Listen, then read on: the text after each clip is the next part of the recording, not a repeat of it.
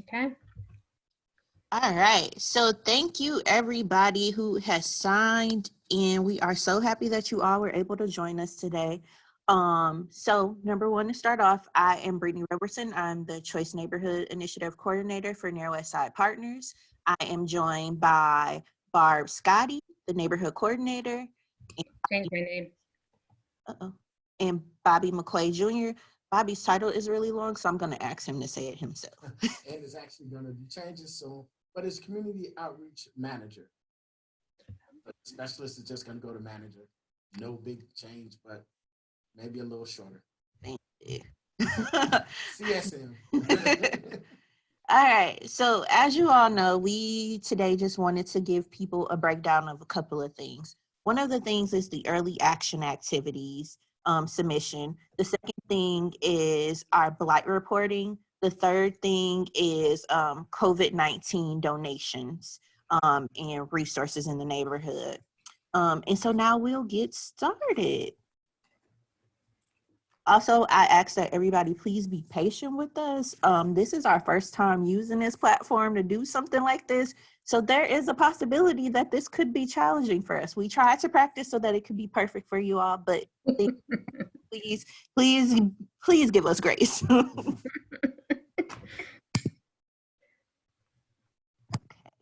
so going in, we are going to start our presentation.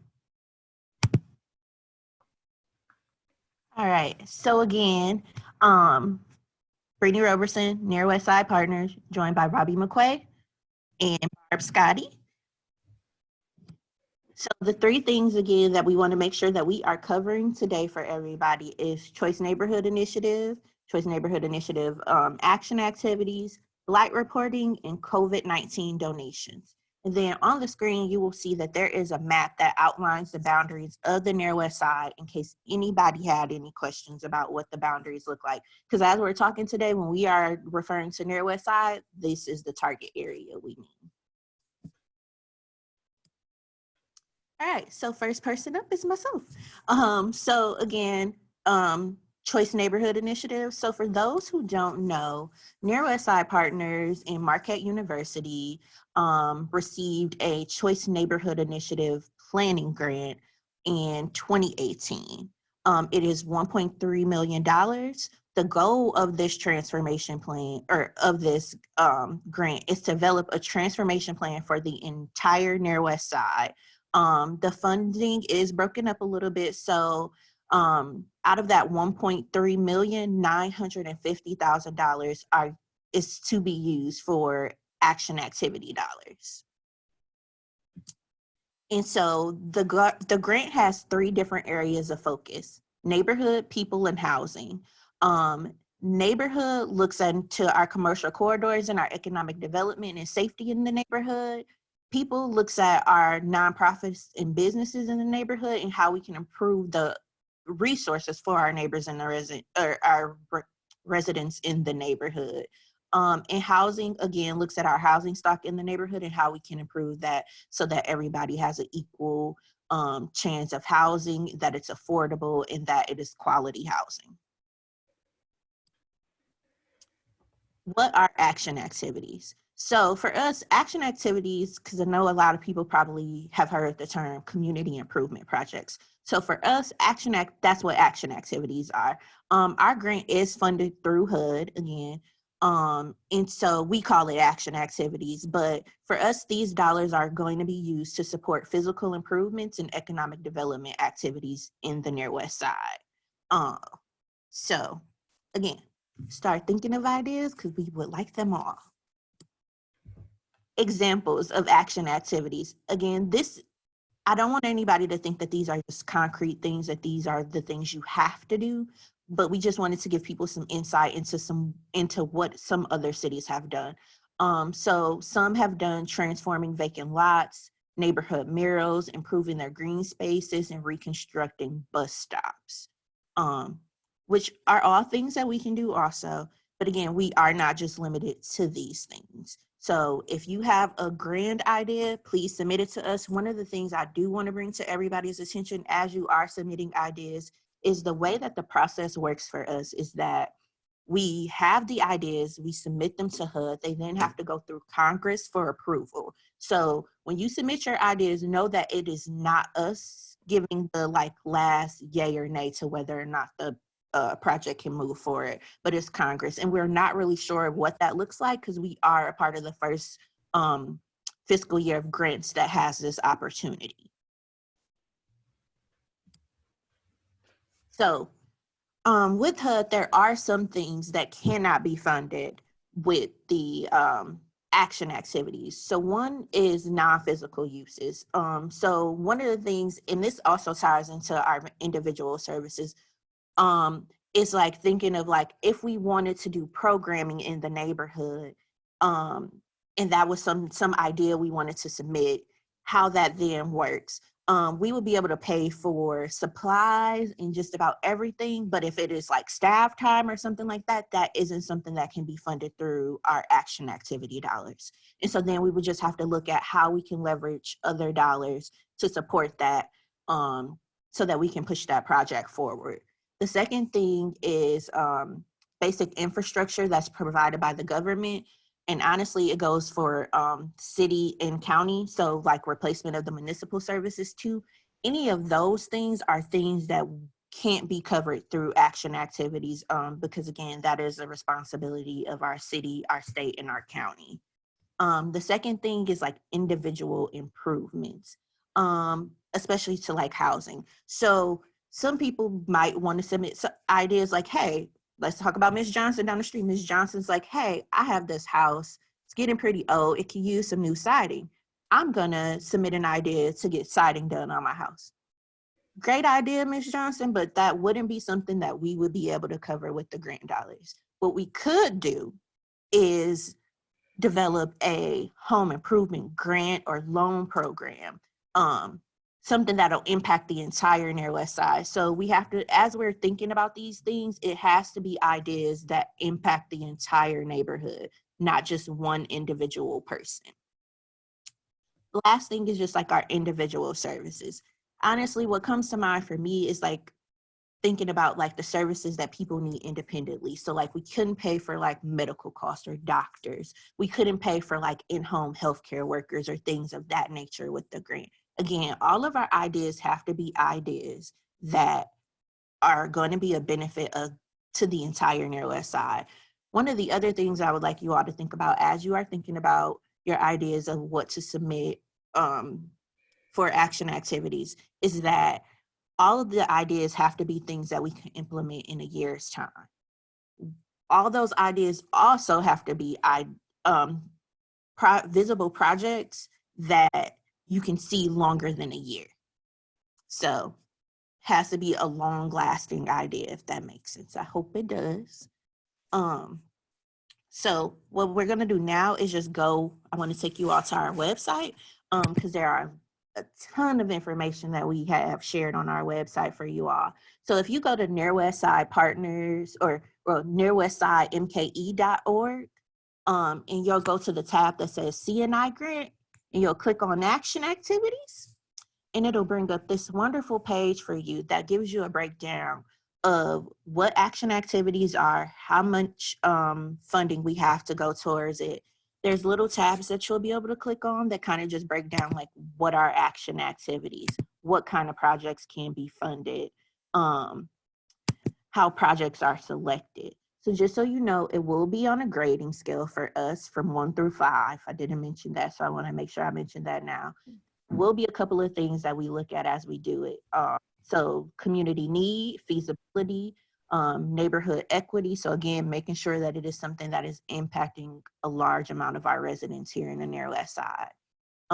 Capacity, overall impact, cost, resident engagement, and sustainability. These are all things that we have to think through.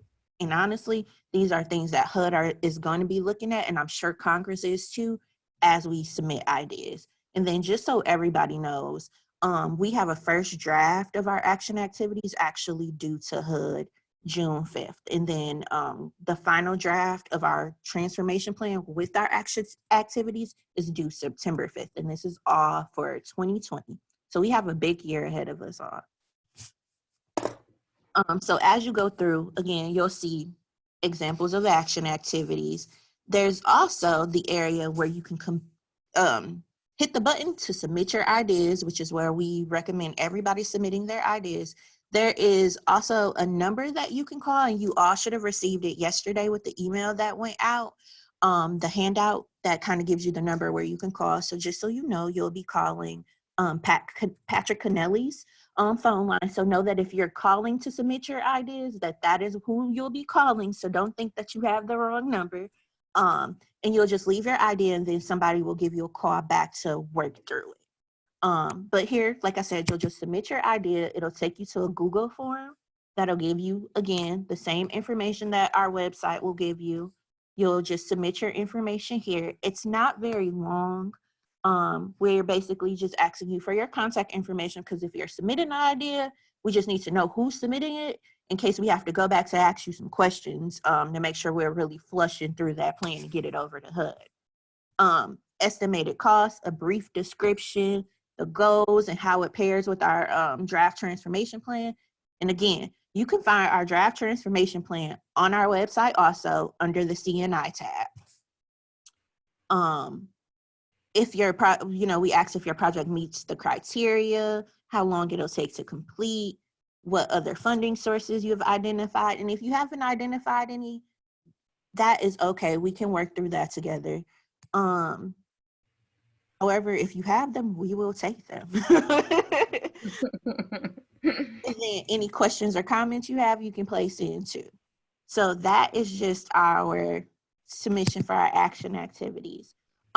After we run through our 2 other presentations, we'll go back. So again, if you have questions, just put them in the chat and we'll go back and read them at the end, and we'll answer them for you. Next up is Bobby McQuay. Hey guys, how you doing? And thanks again for joining us this afternoon with the webinar about what's going on in our communities in the CNI and action activities. The area that I kind of focus on the most and have a great amount of input and influence in is our blight reporting. So along with myself, I have a team of ambassadors that we call safety ambassadors. The ambassadors, one of their main jobs is to connect with residents and businesses in the community and share the resources that we find or resources that we develop within the NWSP partners and our anchor partners. Another main focus of the ambassadors is to make sure that our community is clean and safe. And what we do every Wednesday from 11 to 1 p.m. is drive around 1 to 3 of the 7 neighborhoods and do what we call blight sweeps. A blight sweep is when we notice broken glass, broken windows, curves that's crumbling, potholes in the street, and we do what we call an online service request to the city of Milwaukee to ask the city of Milwaukee to fix it, or at least identify to us what's going on with the situation, why it hasn't been fixed. We also do what we call nuisance letters to homeowners. Sometimes things look bad and they're not the city responsibility, they're the actual homeowner's responsibility.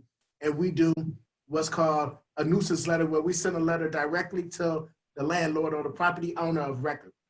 However, due to the situation we're in with the COVID-19 virus, we are not actively doing the nuisance letters because the nuisance letters often refer the landlords to come to our landlord compact meeting, which right now, with us practicing social distancing, we're not able to do on the same platform at this matter. So this is where we could really use you guys' help. Since January, the ambassadors have put in around 117 online service requests to the city, and that's since January 3rd of 2020 until, I would like to say, April 12th. And every week they're adding more. So how do we need you guys to help us do clean and green sweeps? We encourage residents to help by reporting tires, furniture, dump sites, illegal dump sites in the city of Milwaukee. And how you can help is by downloading the city app. And what I'm going to do is to go through a few simple instructions on how you download the app. Step 1, from your cell phone or your computer, you can go to the MKE, download the app, and then it says click on the home screen. Yep. from Milwaukee Mobile Service Request app. Sorry about that. Got tongue-tied. Thank you, guys. Thank you, Brittany. All right. So, step one, get to the main menu. And on the main menu, you're going to click File a New Report. Step two, choose a report category from the list. This list offers multiple scenarios. You got graffiti, complaints for debris and litter, potholes, complaints for weed and tall grass, vehicles on illegally parked surfaces. I know sometimes you guys may see vehicles parked in a vacant lot or parked in a backyard that's not paved. Technically, those vehicles are parked on illegal surfaces. You have to be on paved concrete in the city of Milwaukee for it to be legal.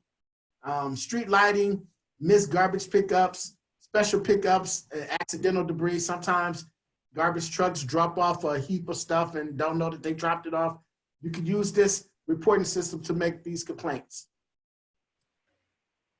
All right, after you enter all of the mandatory information, mark the start, all reports are required the location to be entered. So right here, you have a screenshot of the little red stars is next to location and debris type and report. Those are fields that you have to enter. However, if you would like a speedier response, the more information you can give them, the better. The location is paramount, but also pictures do a very good job of showing exactly what the situation is. So when they get to the site, they know, okay, if it wasn't quite the northwest corner, it was the southeast corner, this is what they were talking about. So if you can just go back 1 second, Brittany, yeah, right there. No problem. And you can have the picture, and the picture says 1,000 words. And then underneath, you can also add additional information. This is where you can put in your personal comments about what the safety risks may be or what do you see occurring. Okay, once all the mandatory fields have been entered, you can click submit, and you will see at the end where I give you the option to close, where it says abandoned vehicle. It gives a reference number and it gives the date and the time that the request was made. Now, this is important for a few reasons. It's going to ask you when you're doing the report an email address, and therefore, when you give an email address, when you send it off for submitted, you're going to get an email right away letting you know that your complaint has been registered, that they received it. Then they're going to give you a follow-up email once the situation has been remedied or completed. And that's good to keep. And let's say sometimes the city don't move the fastest. Sometimes we have different things going on. And 3 weeks went by and you see the same thing there. You can call the city back and say, hey, I made an online service complaint and the reference number is, and then they should be able to pull it up and see what's going on at that site, or why come that hasn't been gotten to or had attention gotten to right at this moment. And that's kind of rare that it goes out longer than a month or so, especially when it's an egregious situation. But again, it's a way for you to track that A, you made a complaint, B, what are you guys doing about it? And the city is really responsive to those. So, and another thing that we're doing, besides making the online service complaints, and this time, we're collaborating with the city of Milwaukee in a few other ways. And in addition to making online service complaints, we're working with the Department of Neighborhood Service Inspectors. I have them on speed dial. The ambassadors have access to them. We often call them directly and say, hey, David, hey, John, what's going on with 3215 West Blight? Just a hypothetical address, and I hope it's nobody's address. But they would then say, hey, this is what's going on with it, or we got somebody's working on it, or this is really not our department. We have to kick it up to DPW, which is another department. And at least we'll be able to have that report as to what's going on. One of the things that we're doing also is promoting the social distancing, and we've created a campaign awareness of our own for the preventing the spread of the COVID-19. And we're going to be going around, ambassadors, volunteers. You can go around too if you would like. Just contact me. 414-349-3400, and let me know that you want to be part of the campaign to do stenciling on the ground with illuminated chart. You can spray on the stencil, and it tells the messages of wash your hands, practice social distancing. It's a really cool stencil. And we also we got posters that started going out today to businesses and public places where the stencil message is also put into a poster form, and we're asking them to hang them in their apartment buildings or small businesses. Another thing that we're doing, and this time, we're hearing a lot of information getting out to the community, and I'm fielding a lot of calls myself about what's going on, what's the law, what's happening. And we're hearing a lot of false information out there around mortgages, around people not believing that they don't have to pay their rent, and people believing that the police are not arresting people. And one of the things that we're doing, we're working with Stephanie Samaripia from the Department of Neighborhood Service, who's the outreach coordinator, and we're collaborating on a project called Community Connection. And what this does is we're inviting community residents as well as organizations to the table so that everyone can be on the same page, putting out the same message in the community about what's really going on, about what the laws are, so we could get rid of the false information. We don't want to see a mass movement of people getting evicted once the COVID virus is lifted. So, we urging people to hear the truth, know what their rights are, and get it from the source instead of word of mouth or from somebody that's just spreading things over the internet or from just hearing things on the news. This is we're providing a safe platform where we could really talk to residents and neighbors and let them know what the true policies are and how to access them. Hello, everyone. Barb Scotty, and I'm letting you know that we have been doing accepting donations for one of our projects here, or not projects, one of the reasons we have our HUD grant, which is the College Court housing complex, and they are in need of supplies for personal cleaning and personal care and cleaning. So really, most anything, if you have an extra bottle of hand sanitizer, disinfectant, paper towels, toilet paper, the list goes on. We are collecting donations to distribute to the residents in College Court. Do remember, they're seniors. They are also disabled residents, and they have extremely limited access to getting to the store. We don't have many stores here in our 7 neighborhoods. So for a lot of folks, it may be just a corner store down the street or the Walgreens down on 35th in Wisconsin. So be sure and help us get some products to them so they can be healthy and well. And you can take the products to our Waypoint destination. It's the office where Bobby and Brittany are right now. And it is in the parking lot of Harley-Davidson at 35th and Juneau. You'll need to get into the parking lot via Juneau Avenue. And as you'll see it in the picture, there's a nice office area, and it's 1201Q. And the donation bin will be outside from 9:30 to 4:30, Monday through Friday. This way you can drop off your donations. You don't need to make contact. And then the folks in the office will bring that in, and then we get it over to the manager at College Court. So every little bit adds up. We're not asking anyone to go out and buy a case of toilet paper, but we have had some donated. And we're appreciative of any efforts that people can make to help keep our neighbors and friends in College Court healthy and safe. Then the next point is there are a lot of resources on our website. You might have seen that as Brittany started the presentation, and she's going to click on the website now.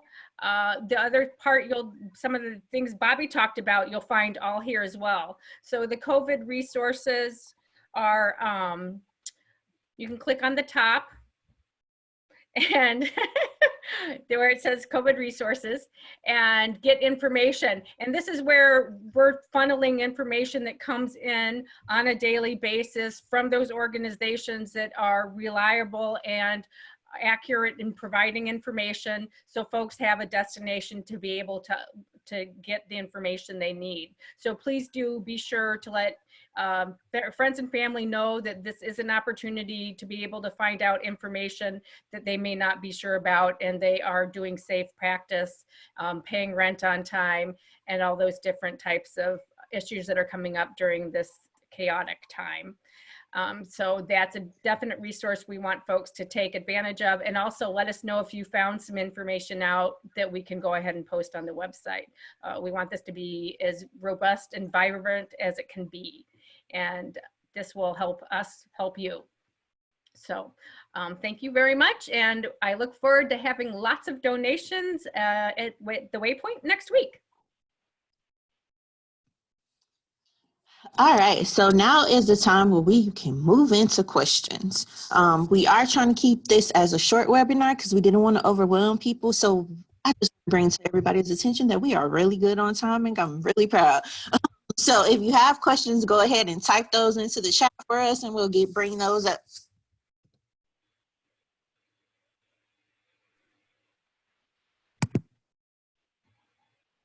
Should I unmute everybody or no? I think we're okay. All right. Let's just give people a few minutes to type up their questions if they have them. While you're typing up your questions, we do want to thank you for taking the time to attend our webinar today. We hope that everybody is staying healthy, that you are washing your hands, that you are keeping to that 6 feet distance. We hope that quarantine isn't wearing you down. And hopefully we all will be able to gather again soon.